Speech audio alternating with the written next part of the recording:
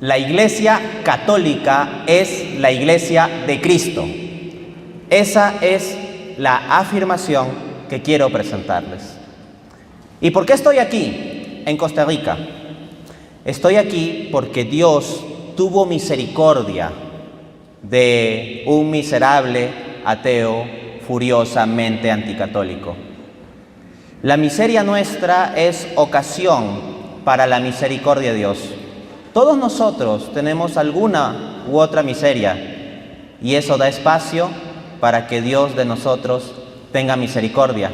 Y si yo estoy aquí es por misericordia, porque Dios se compadeció. Yo no me merecía llegar a la fe católica, porque yo partí de una postura atea en que toda mi investigación sobre temas de filosofía y teología era para destruir doctrinalmente el catolicismo. Y esto desde una actitud absolutamente llena de soberbia, que bajo la tradición espiritual católica es un consenso unánime de los santos de que el peor de los pecados es la soberbia. Hay pecados que externamente son como más escandalosos, pero el peor de todos es la soberbia. Pensemos en Lucifer. ¿Cuál es el pecado de él? ¿Acaso él robó dinero? ¿Él, por ejemplo, cometió actos impuros? Es un ángel, o sea, no tiene cuerpo. El pecado de él fue la soberbia. Y ciertamente, en mi ateísmo anticatólico, ese fue mi pecado. Y Dios fue tan misericordioso que allí donde abundó el pecado, sobreabundó la gracia. Romanos 5:20. Entonces, estoy ahí por la misericordia de Dios y he tomado la decisión de utilizar todas aquellas herramientas intelectuales con las cuales busqué destruir el catolicismo para ahora dar a conocer la fe católica a absolutamente todas las personas. Yo quiero cumplir la voluntad de Dios. Y yo no necesito hacer demasiadas divagaciones sobre cuál será la voluntad de Dios. Ya lo ha dicho Dios muy claramente. Primera de Timoteo 2:4. Dios quiere que todos los hombres se salven y vengan al conocimiento de la verdad. Y ya está. Entonces, ¿qué tengo que hacer yo si quiero hacer la voluntad de Dios? Dedicar mi vida de modo tal que todos los hombres se salven y vengan al conocimiento de la verdad. Y no quiero que lleguen meramente a un conocimiento de la verdad parcial. Quienes conocen mi trabajo público saben que yo debato contra ateos y argumentos para demostrar la existencia de Dios. Pero ¿acaso la verdad que Dios quiere transmitirnos, aquella verdad de la cual habla Primera de Timoteo 2:4, es simplemente saber que Dios existe? No, sería muy reduccionista. Queremos la verdad completa. En ese sentido, he de referir que hay 3 fases de mi trabajo apologético. La primera fase es la apologética ateísta, la defensa racional, filosófica de que Dios existe. Es una apologética fundamentalmente en discusión con el ateísmo, y mi libro central a este respecto es el libro titulado ¿Dios existe?, como pregunta, publicado en 2016. Pero este Dios que existe y que hemos logrado demostrar su existencia por medio de razonamientos filosóficos, se ha encarnado en la persona de Cristo. Y si se ha encarnado en la persona de Cristo, significa que solo el cristianismo es la religión verdadera. Podrá haber algunas verdades en otras religiones, pero si quieres la plenitud de la verdad, está en el cristianismo. Y eso lleva a lo que sería mi segundo libro principal de apologética, ¿Cuál es la religión verdadera?, publicado en 2018. Pues bien, tengo el agrado de anunciarles por primera vez aquí en Costa Rica. Esto no lo he publicado ni siquiera en mis redes sociales. Cuando yo publico un libro, lo anuncio primero en mi página de Facebook. Esto no lo he anunciado en mi página de Facebook. Ya está publicado el libro correspondiente a la tercera fase de mi apologética. ¿Cuál es la iglesia verdadera? 2023. El libro se encuentra disponible al presente en Amazon en formato físico. Se puede adquirir por esa vía. Está recién salido del horno y el horno es el de Amazon y que está en Estados Unidos y tiene que enviarlos. O sea, ahorita mismo no hay ejemplares físicos disponibles del libro, pero el libro ya está disponible a través de Amazon. De mis anteriores libros hay disponibilidad, como podrán encontrar en este evento. Pero quiero compartir esto especial con ustedes. la publicación de este libro que corresponde a la tercera fase de mi trabajo en apologética. Entonces, la pregunta del libro es: ¿cuál es la iglesia verdadera? ¿Hay acaso una iglesia verdadera? A mí no me interesa la opinión mía ni de otro, ni de cualquier otro. Me interesa la opinión de Jesús. Esa es la opinión que me importa. Y Jesús dijo en Mateo 16:18: tú eres Pedro, y sobre esta piedra edificaré mi iglesia.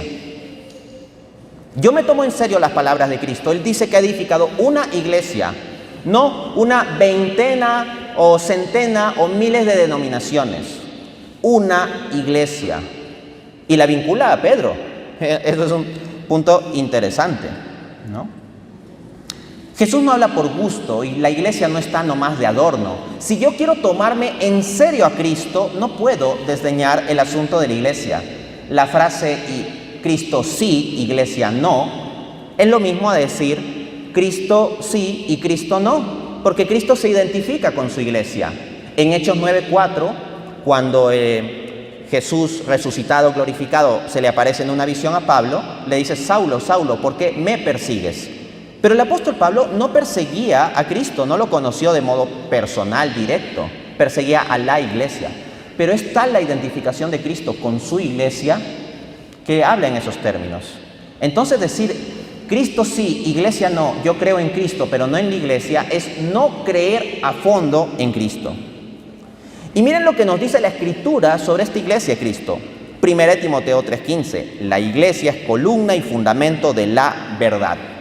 Si la iglesia de Cristo simplemente fuese una colección diversa de denominaciones con doctrinas contradictorias, pero que todos se quieren mucho y aceptan a Jesús como Señor y Salvador, funcionaría tal iglesia, entre comillas, conformada por un conjunto de denominaciones que se contradicen entre sí, como columna y fundamento de la verdad? No, porque precisamente porque se contradicen entre sí, no te da una columna sólida, algo firme, te da más bien más confusión en lugar de un estándar de verdad. Entonces, esta iglesia es la iglesia de Cristo, y eso es lo que desarrollo en la referida obra. Así, en el libro ¿Cuál es la iglesia verdadera? En la parte 1 hablo de los fundamentos para el análisis del catolicismo.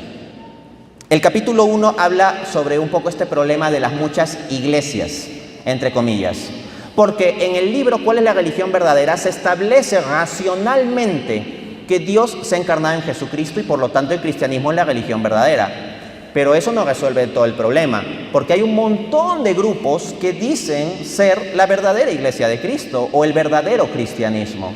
En consecuencia, hay que analizar esa cuestión. El capítulo 2 habla de las llamadas leyendas negras de la iglesia. Es constante el ataque que uno recibe de parte de los medios de comunicación o en las universidades contra la historia de la iglesia. Se plantean temas como la Inquisición, la relación de la iglesia y el nazismo, que la iglesia tiene un montón de riqueza y que no ayuda a los pobres, que la iglesia frenó el avance de la ciencia y que la Edad Media fue una época oscurantista. Son leyendas negras que en gran parte no solo son exageraciones de ciertas verdades, sino en muchos casos son abiertas falsedades, mentiras. En ese capítulo 2 desenmascaro tales leyendas negras. La parte 2 del libro habla de las 3 vías para demostrar la veracidad del catolicismo. Así como Santo Tomás de Aquino plantea 5 vías para demostrar la existencia de Dios, y esas las tomo en mi libro sobre teísmo filosófico, el Dios existe, en el libro ¿Cuál es la religión verdadera? Tomo 4 vías, planteo 4 vías para demostrar que el cristianismo es la religión verdadera. Entonces, 5 vías para el teísmo filosófico, 4 para el cristianismo y 3 para el catolicismo, como una suerte de pirámide. La primera de estas vías es el llamado argumento de la unidad. A partir de la Escritura encontramos que múltiples pasajes bíblicos nos hablan de la iglesia como una, y una incluido lo doctrinal. No que sea una unidad en que todos nos queremos pero creemos doctrinas diferentes, como sucede por ejemplo con el protestantismo. Básicamente me he encontrado que en el protestantismo, en las diversas denominaciones protestantes, están de acuerdo en 2 cosas. La primera es que la Biblia es verdad y la segunda es que la Iglesia Católica está equivocada. Fuera de eso, casi no se ponen de acuerdo en nada. Todos están de acuerdo en que la Biblia es verdad, pero si tú le preguntas, ok, ¿y cuál es la verdad que enseña la Biblia? Algunos protestantes te dirán que se puede perder la salvación y otros que no. Hay denominaciones protestantes que bautizan niños y dicen que eso está en línea con la Biblia, otros que no. Hay denominaciones protestantes que plantean que Jesús está realmente presente en la Eucaristía, como por ejemplo los luteranos, al menos clásicos. La mayoría de denominaciones protestantes dice que no. Entonces todos están de acuerdo en que la Biblia es verdad, pero cuando les preguntas qué es lo que enseña la Biblia, te dan respuestas contradictorias. Y el punto es que de entre esas respuestas contradictorias, muchas de las cosas terminan coincidiendo con la visión católica. Así, por ejemplo, si un protestante plantea que se ha de bautizar a los niños, eso coincide con la visión católica. Y si tú comienzas a coleccionar las veces en que distintas denominaciones protestantes terminan coincidiendo con la visión católica, te encuentras que un gigantesco porcentaje de doctrinas católicas son afirmadas de forma directa o indirecta por diversas denominaciones protestantes. Negarán otras doctrinas, pero a veces están de acuerdo con alguna, dependiendo de la denominación que tomes. Pero esa incertidumbre y proliferación de doctrinas puede representar realmente la Iglesia de Cristo, puede darnos la unidad de la cual nos hablan las Escrituras. Definitivamente no. En cambio, la fe católica, con su magisterio, cumple tal estándar de unidad. Y si alguien discrepa del magisterio siendo católico bautizado, no lo es por ser católico, sino más bien por alejarse de la regla de fe católica. En cambio, el protestante arminiano y el protestante calvinista, que se contradicen entre sí, ambos son 100% protestantes. En cambio, un católico que niegue la presencia real de Jesús en la Eucaristía, en ese punto no está siendo católico, está negando una doctrina oficialmente definida.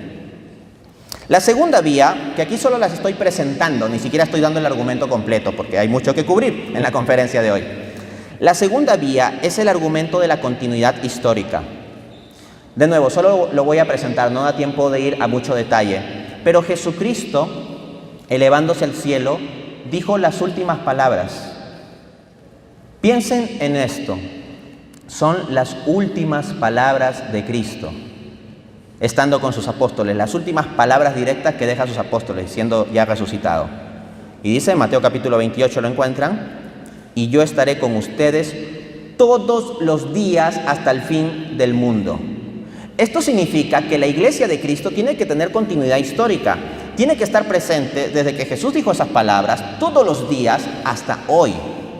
Cualquier grupo que se proclame la Iglesia verdadera, pero que haya surgido recién en el siglo XVI o en el siglo XVIII o XIX o que haya surgido hace 10 o 50 años, no cumple con tal estándar puesto por el mismo Cristo.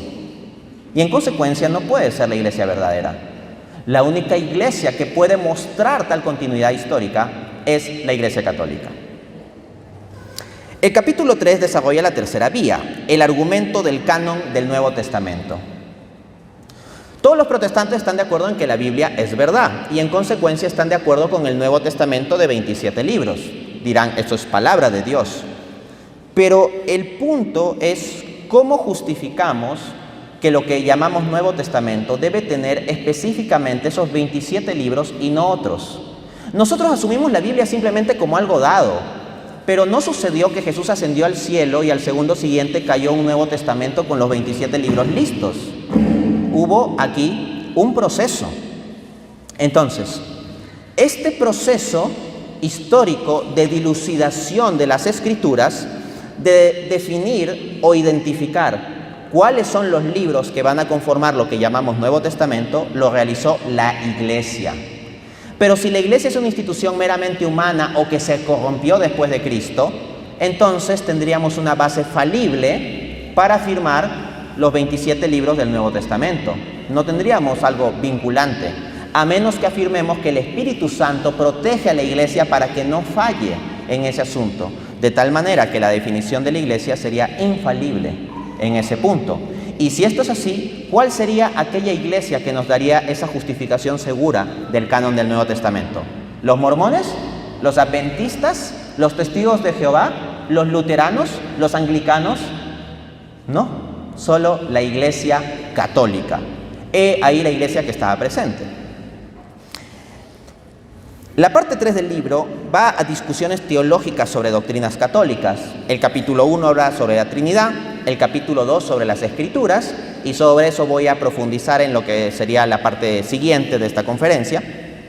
El capítulo 3 sobre cuestiones de la salvación, capítulo 4 el culto y los sacramentos, lo cual incluye esta acusación de que los católicos somos idólatras, ¿no? Nos culpan de que adoramos imágenes.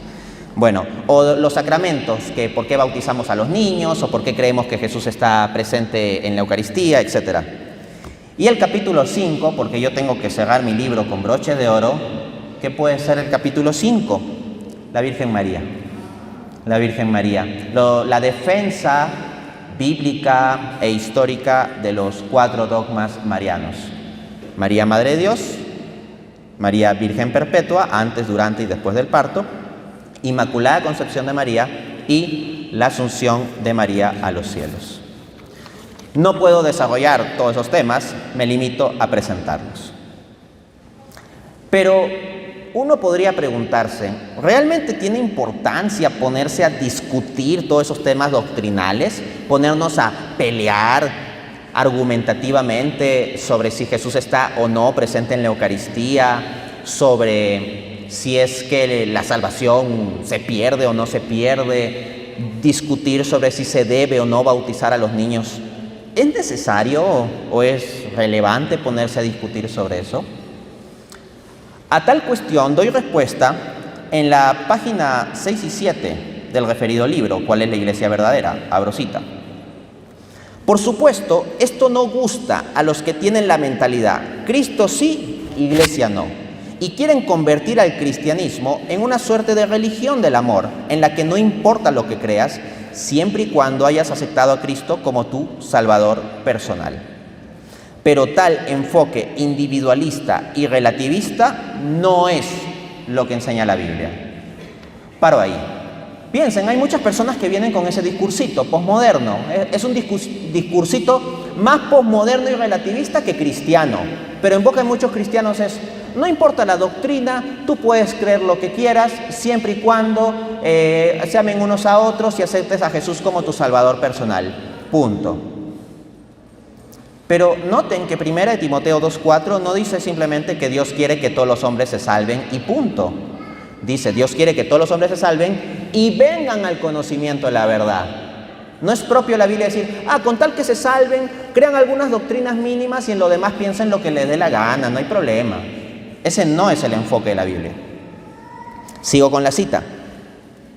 En ninguna parte de la Biblia dice Salvador personal, sino que se nos dice que Cristo amó a la Iglesia y se entregó a sí mismo por ella. Efesios 5:25. Además, que a uno no le importe la claridad en la verdad doctrinal, sino meramente salvarse, es un enfoque en que Cristo, que es la verdad misma, véase Juan 14:6, termina siendo instrumentalizado meramente para que uno se salve. El fin es la salvación y Cristo y la verdad deviene en mero medio. Freno ahí la cita. Es algo muy lamentable que he visto de parte de muchos cristianos, que simplemente les interesa su salvación personal, salvarse. No les interesa conocer la verdad completa que Cristo ha dejado. Me he encontrado, por ejemplo, en diálogos que yo he tenido de forma personal con protestantes, que me dicen, la fe católica no es bíblica, y les doy toneladas de argumentos bíblicos para puntos que ellos dicen que no tienen ninguna base bíblica. Y cuando ya no tienen margen para responderme, y cuando con la propia Biblia les estoy mostrando que la fe católica tiene más sentido a la luz de la Biblia que la visión protestante en el punto en que contradiga la fe católica, suelen salir como frases como, bueno, pero no importa si esto es verdad o no, con tal que uno crea en Cristo, con eso se puede salvar. Entonces, no les importa la verdad completa, no les importa venir a la iglesia de Cristo, no les importa proclamar la verdad completa, simplemente se quiere cumplir los requisitos mínimos de la creencia mínima para supuestamente con eso ya salvarse. Es un enfoque muy egoísta, individualista, espiritualmente mediocre. No podemos actuar así. Y me da mucha pena ver que varios instrumentalizan a Cristo como medio.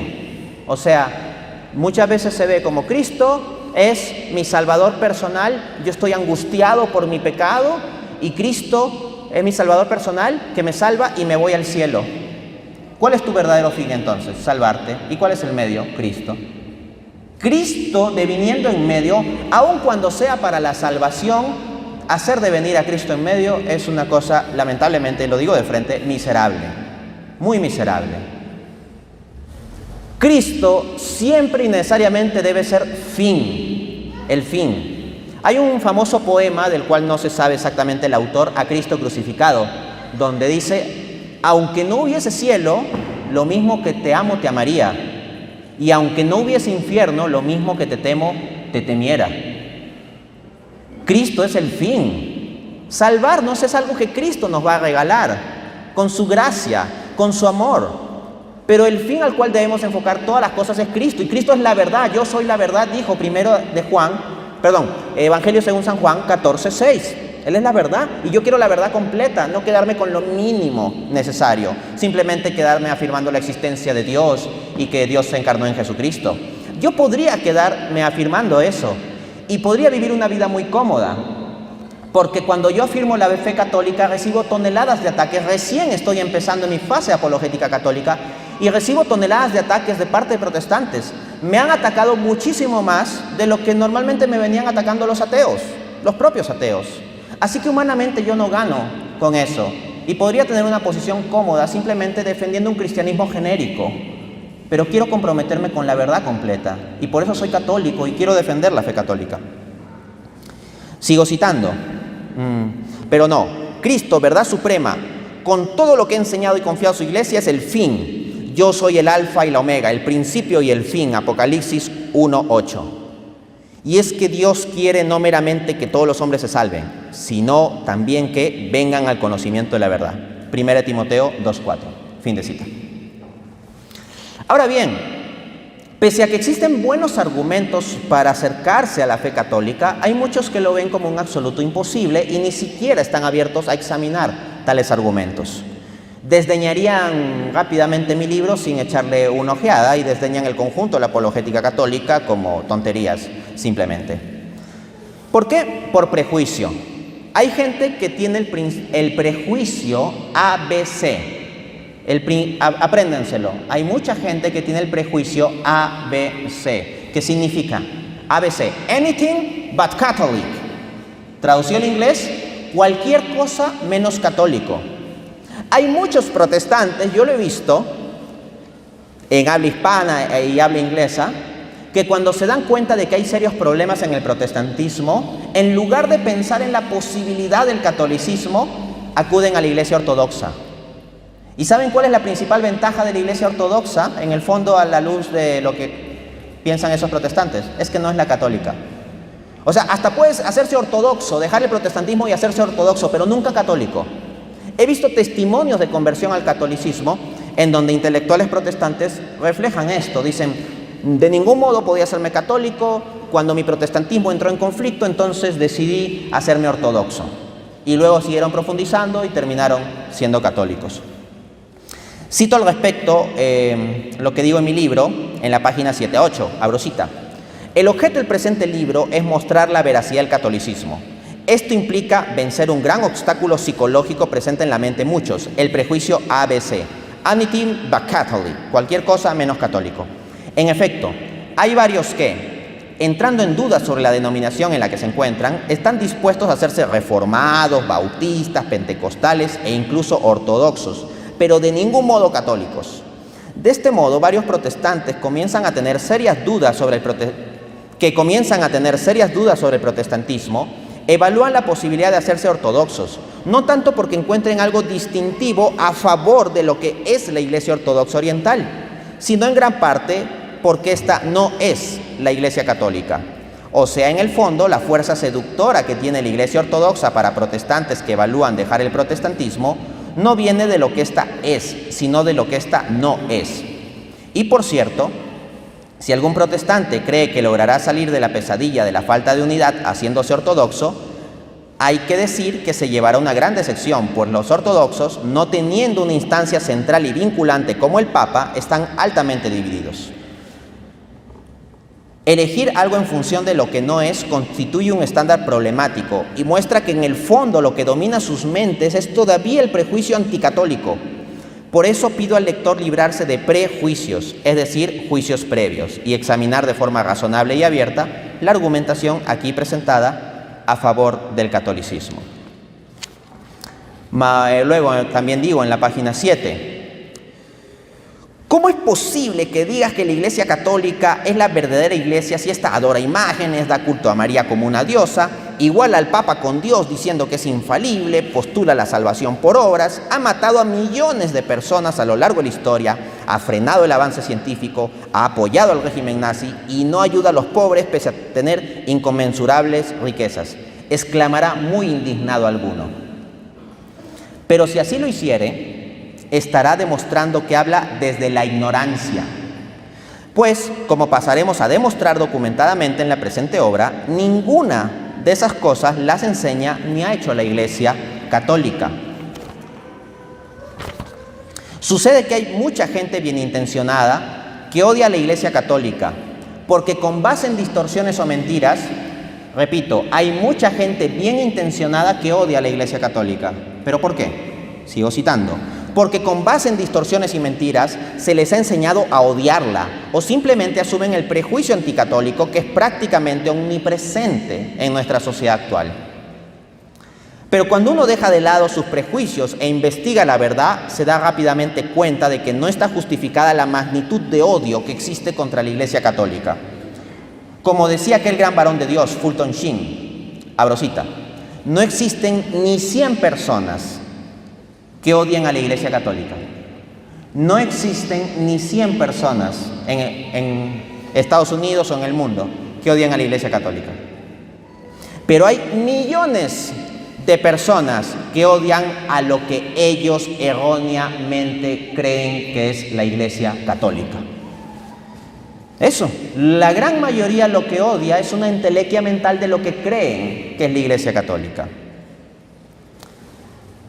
Así pues, esto es lo que en esta primera parte de la conferencia quiero presentarles. La Iglesia Católica como la Iglesia de Cristo. Y estoy hablando aquí de la Iglesia Católica, Apostólica y Romana. Me olvidé decir algo. Espérense. Iglesia Católica, Apostólica, Romana y odiada. De todas las denominaciones que se proclaman el verdadero cristianismo o formas válidas del cristianismo, ¿cuál es la más odiada de todas? La Iglesia Católica. No hay ninguna otra agrupación que se identifique como cristiana y que sea tan odiada como la Iglesia Católica. Creo que al final ni siquiera se necesita mi libro entero para probar que la Iglesia Católica es verdad. Es que es una cosa de sentido común. Es decir, si hay una iglesia que es la Iglesia de Cristo, y si uno conoce lo que dicen los evangelios sobre qué le pasó a Cristo y qué pasará con los seguidores de Cristo y cómo el mundo verá a los seguidores de Cristo, ¿no es acaso absolutamente obvio que una característica distintiva de la Iglesia de Cristo es que sea odiada? Y yo quiero ser de Cristo. Y yo quiero ser de la Iglesia de Cristo. Y si eso significa que voy a ser odiado, y ya me voy encontrando con eso, mientras más defiendo la fe católica, porque podría quedarme en la zona de confort de defender solo un teísmo filosófico o un cristianismo histórico y punto.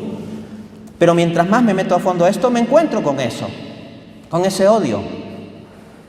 Pero ante el odio hemos de responder con amor y seguir lo que nos dice el apóstol Pablo en Romanos 12:21. No te dejes vencer por el mal, antes bien, vence el mal con el bien. Donde haya error, pongamos verdad. Donde haya guerra, pongamos paz. Donde haya oscuridad, pongamos luz. Seamos lo que Cristo quiere de nosotros. No necesitan irse de la Iglesia Católica para hacer lo que Cristo quiere de ustedes. Estando en la Iglesia Católica, pueden ser santos y eso es lo que Dios quiere. Primera de Pedro 1:16, sean santos como yo soy santo. ¿No es acaso el sabio Santo Tomás de Aquino católico? ¿No es acaso San Juan Bosco, ese hombre que amó tanto a los jóvenes católicos? No es la Madre Teresa de Calcuta, aquella mujer que se entregó por los pobres, católica. No es el sabio San Agustín con ese corazón tan encendido por amor a Dios, católico. No es San Francisco de Asís con su humildad y sencillez, su amor a las criaturas, católico. No necesitas salir de la Iglesia católica para tener una relación profunda con Cristo y ser como Cristo quiere que seas.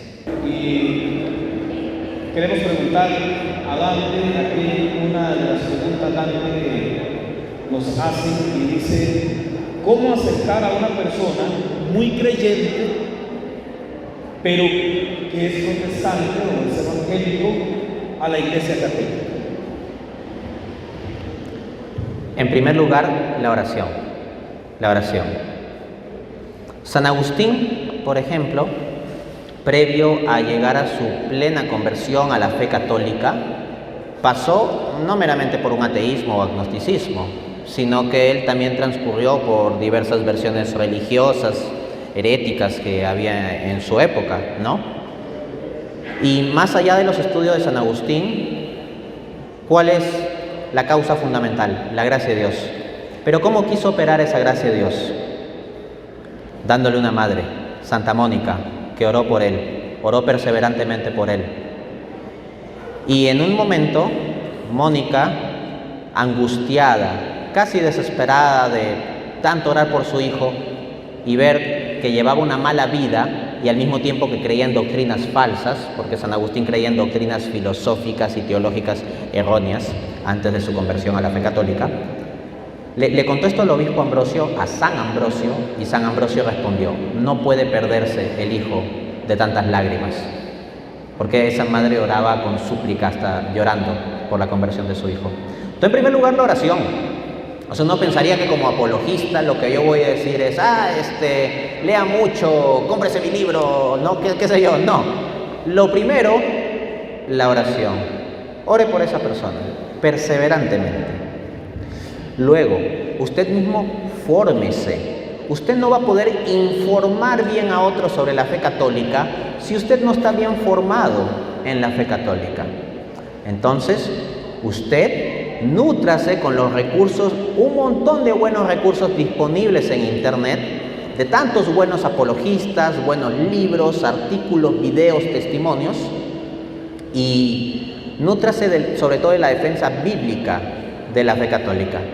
Porque uno puede saber muy bien su catecismo o incluso saber sobre los padres de la Iglesia, pero normalmente cuando uno habla con un protestante que es muy creyente y muy comprometido con su fe, ¿cuál es la fuente común? La Biblia. La Biblia no es propia de los protestantes, ¿ah? Entonces, usted como católico agarre la Biblia. ¿Qué he venido yo en la conferencia sobre los libros deuterocanónicos a decir? Sino que nosotros los católicos tenemos que tomarnos en serio la Biblia. Tómese en serio la Biblia. De las doctrinas que tenemos los católicos y que los protestantes nos ponen objeciones, hay base bíblica, solo que muchas veces no lo investigamos. Infórmese y poco a poco comience a dialogar con respeto, con amor. No se ponga a discutir así de forma malsana, con respeto. Tal vez de la otra parte su familiar va a encontrar mala respuesta. Ojo, yo no le digo que usted va a dar argumentos de apologética católica con Biblia y al segundo siguiente su familia protestante o aquella persona protestante que usted quiere acercar a la fe católica le va a decir: sí, hermanito, tienes toda la razón, la Iglesia católica está en la verdad. No, es un proceso. Y lo que inicialmente va a pasar normalmente es que va a reaccionar con hostilidad. Y usted tiene que exhibir paciencia y caridad en lugar de usted también reaccionar con hostilidad. Y un tercer ingrediente muy importante es su testimonio de vida. ¿Cuántos protestantes acá en nuestra América Latina no vienen con testimonios de conversión donde dicen: cuando yo era católico era borracho, mujeriego, le pegaba a mi mujer, etcétera? Yo he escuchado muchos que hablan así.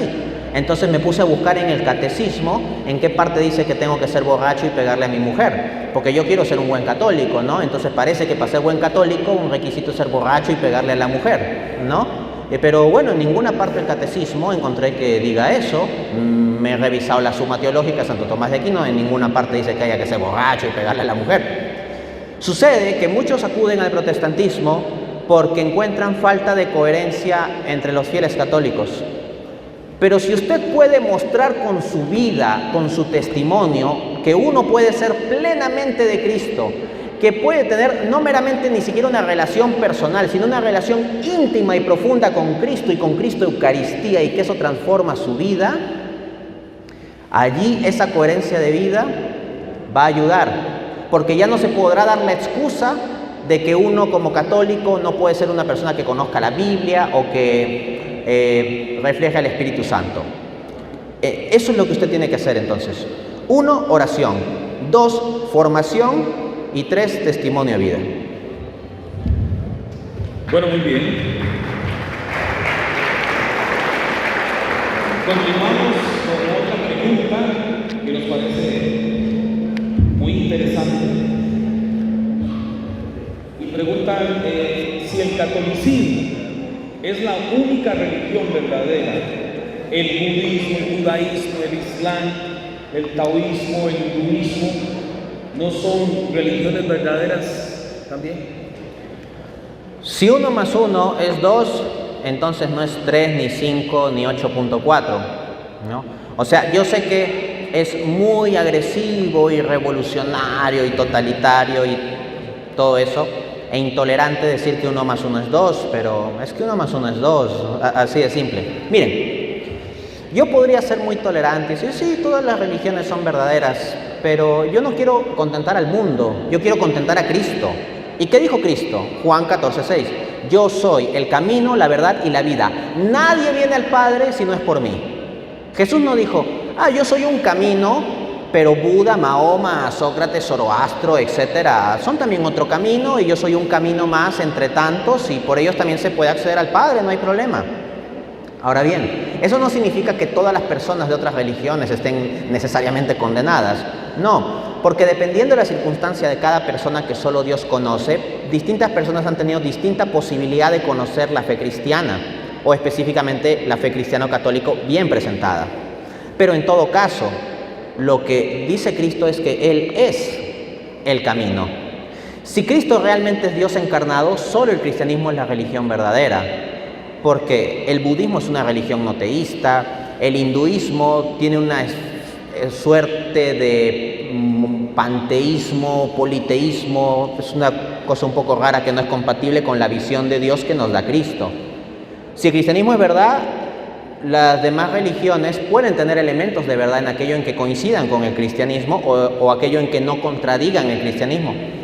Por ejemplo, cuando un budista te dice que la felicidad no está en el mundo material, yo estoy de acuerdo, es verdad, el budista tiene razón en eso, pero eso también lo digo yo como cristiano, no necesito hacerme budista para eso. Hay elementos de verdad en otras religiones, ciertamente, pero si hablamos de la verdad, está en Cristo y por tanto en el cristianismo.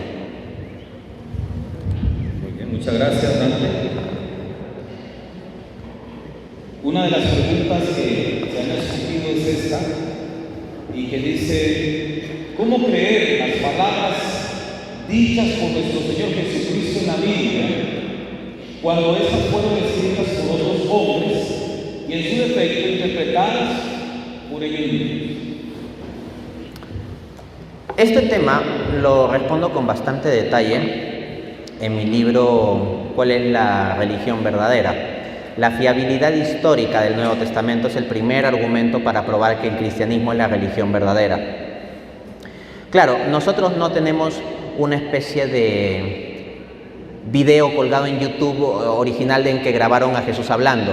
Lo que nosotros tenemos es el reflejo de las palabras de Cristo en el Nuevo Testamento, fundamentalmente en los Evangelios. Ahora bien, esos Evangelios podemos tomarlos como documentos históricos, porque se proclaman como testimonios históricos, y aplicarles los mismos criterios que utilizan los historiadores para ver si un documento histórico es fiable o no.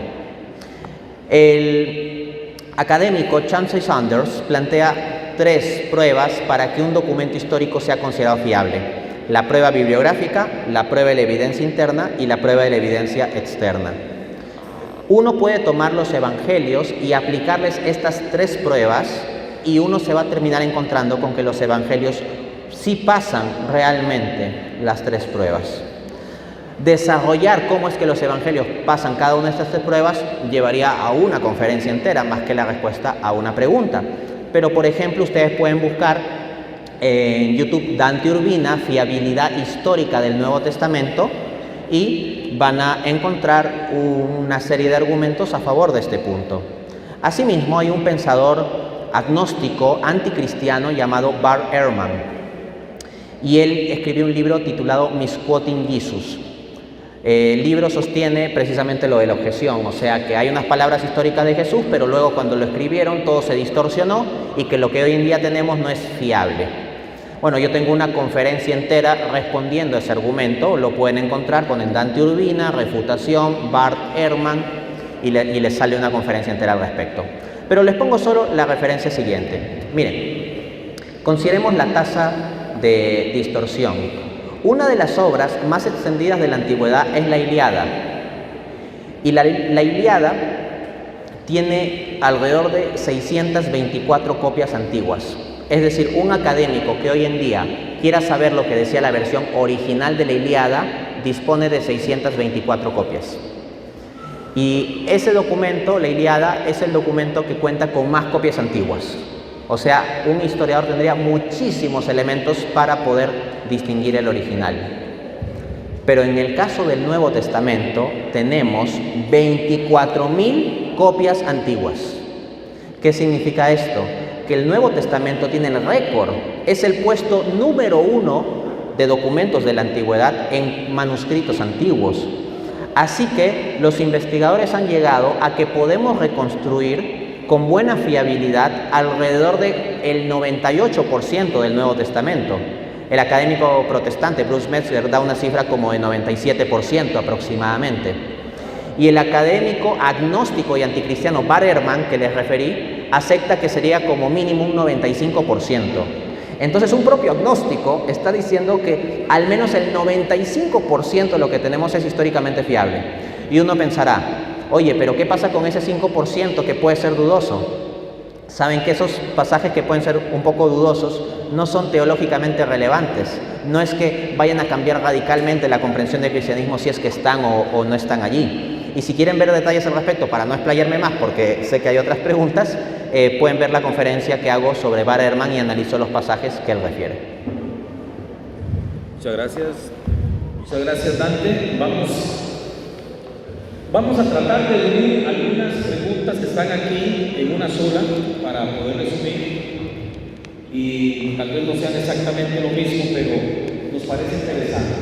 Le vamos a pedir a Dante que nos cuente cuál fue el detonante que hubo para que usted, que era un ateo, se lograra convertir al catolicismo. El detonante es que, pues, Dios tiene misericordia, ¿no?